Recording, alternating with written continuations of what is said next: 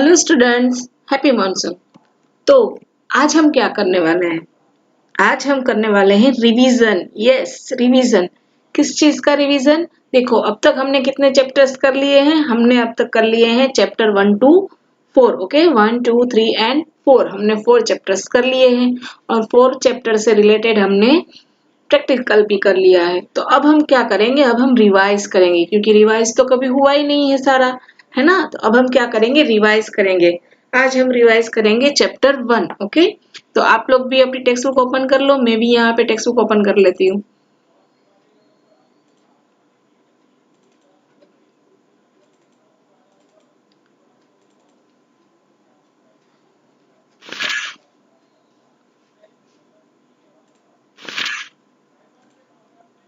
Okay, तो chapter 1 क्या था हमारा?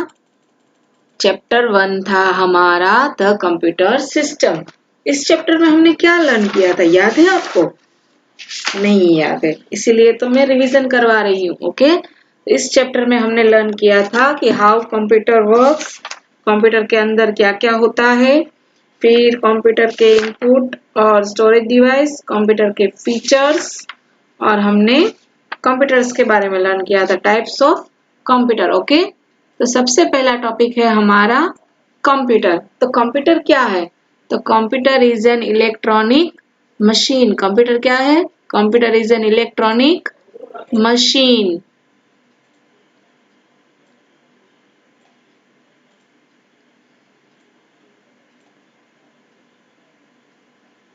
ओके, कंप्यूटर क्या है? A computer is an electronic machine. आपको सिर्फ इतना याद रखना है, computer is an electronic machine. Okay, और कंप्यूटर क्या करता है? कंप्यूटर कंप्यूटर क्या करता है? When you enter some data, जब आप कुछ भी डेटा कंप्यूटर के अंदर एंटर करते हो, इनपुट करते हो, तो कंप्यूटर उसके बाद प्रोसेस करके सीपीयू उसके ऊपर प्रोसेस करता है और फिर कंप्यूटर आपको आउटपुट देता है। ओके, तो ये है हमारा कंप्यूटर सिस्टम। कंप्यूटर का पूरा प्रोसेस कैसे होता है? Input, process, then output. Computer work कैसे करता है? How does a computer work? A computer works on the IPO cycle, input, process, output. Computer किस पे वर्क करता है?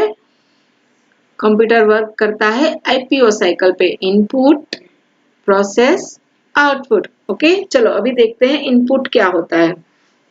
The data and instruction which we give to the computer is called input. The data and instructions we give to the computer is called input. जो भी data आप computer में डालते हो उसे इनपुट कहा जाता है, और वो डेटा जिससे हम डालते हैं, ऐसे जो डिवाइस होते हैं उसे इनपुट डिवाइस कहते हैं। ओके, ये आपको याद रखना है। Okay, next is input devices. अब ऐसे कौन से पार्ट्स होते हैं जिससे हम डेटा डालते हैं? कीबोर्ड, कीबोर्ड से टाइप करते हैं, माउस, माउस से हम पॉइंट आउट करते हैं, क्लिक करते हैं, फिर स्कैनर, स्कैनर से हम फोटो कॉपी करके कुछ भी हमारे कंप्यूटर में डाल सकते हैं। ऐसे और कौन कौन से आते हैं, आपको याद है? और आता है माइक्रोफोन। माइक्रोफोन क्या होता है? इनपुट डिवाइस होता है, हम जो भी बोलते हैं वो कंप्यूटर में जाता है। फिर क्या आता है? जॉयस्टिक। जॉयस्टिक गेम खेलने के लिए यूज होता है ना, कार को मूव करने के लिए, और वो सब जॉयस्टिक भी इनपुट डिवाइस है। फिर आता है टच स्क्रीन। टच स्क्रीन देखा है आपने? मोबाइल का जो टच स्क्रीन होता है वो भी इनपुट है, हम टच करते हैं तो डेटा जाता है ना अंदर, that's why touch screen is also input device. Then process. Process क्या होता है? कंप्यूटर में हम जो भी डेटा डालते हैं, कंप्यूटर उसके ऊपर कुछ वर्क करता है, और वो वर्क कौन करता है? सीपीयू करता है। कौन करता है? सीपीयू। तो सीपीयू एक्चुअली ये सीपीयू है? नो, ये सीपीयू बॉक्स है। इसके अंदर एक चिप होती है ग्रीन और ब्लैक कलर की, वो होता है CPU. Okay students, and CPU is called the brain of computer. Computer का ब्रेन कौन है? सीपीयू। ओके, अभी सीपीयू के 3 पार्ट्स है, arithmetic and logic unit, memory unit and control unit. अब ये तीनों पार्ट्स करते क्या है? कंप्यूटर्स में देखो बहुत सारा वर्क होता है ना? तो सारा वर्क जो है वो डिवाइड किया हुआ है।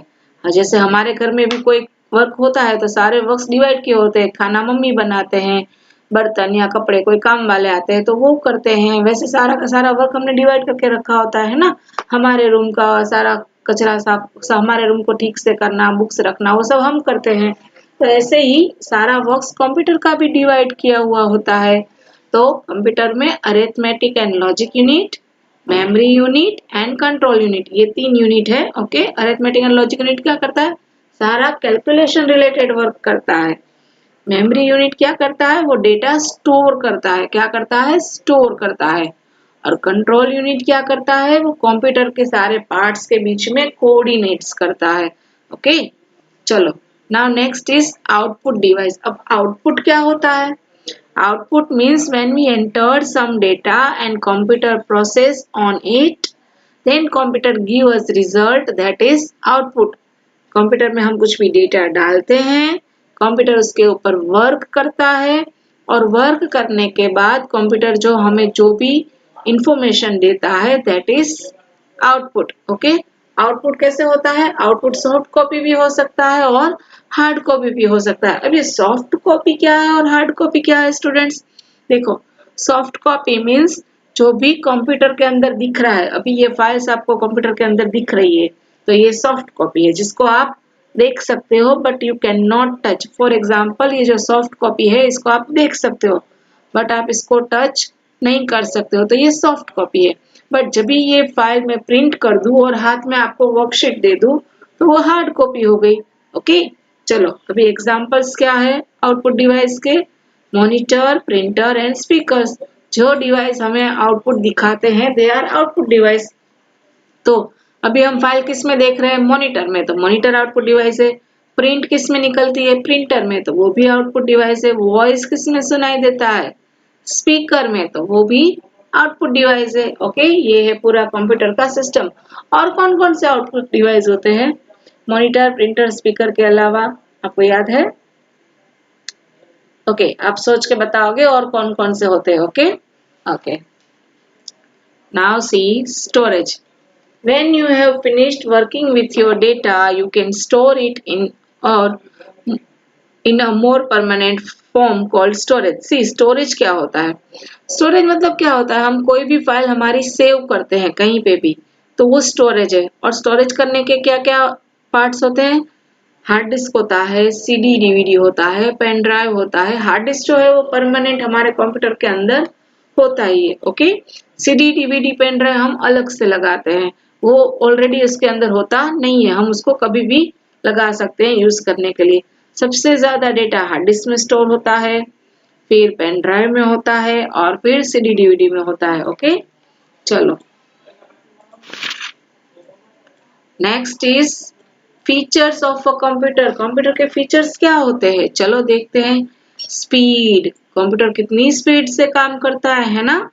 और फिर एक्यूरेसी, एक्यूरेसी मतलब कंप्यूटर में आप कुछ भी टाइप करो तो वो एकदम परफेक्ट टाइप होता है, मिस्टेक्स नहीं होता है। हाँ, मिस्टेक्स कब होती है? जब हम मिस्टेक्स करते हैं तो मिस्टेक होती है, वरना उसमें मिस्टेक होती नहीं है।